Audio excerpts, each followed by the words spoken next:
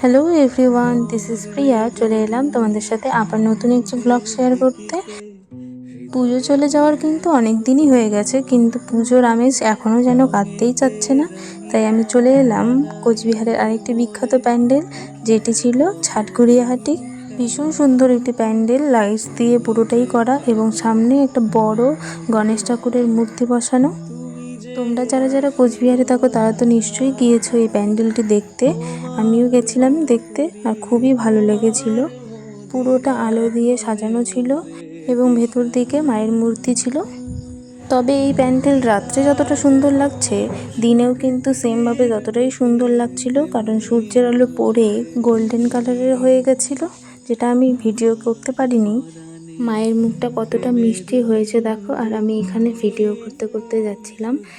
ব্যাকগ্রাউন্ডটা আমার ভীষণ পছন্দ হয়েছিল। আমি ভেবেছিলাম কিছু ছবি তুলবো, কিন্তু লাইটের কারণে ছবি ভালো আসেনি। তাই ভিডিও করে এই প্যান্ডেল থেকে আমরা রওনা দিয়েছিলাম পরের প্যান্ডেলের উদ্দেশ্যে। তাহলে চলো আজকের মতো টাটা সবাইকে।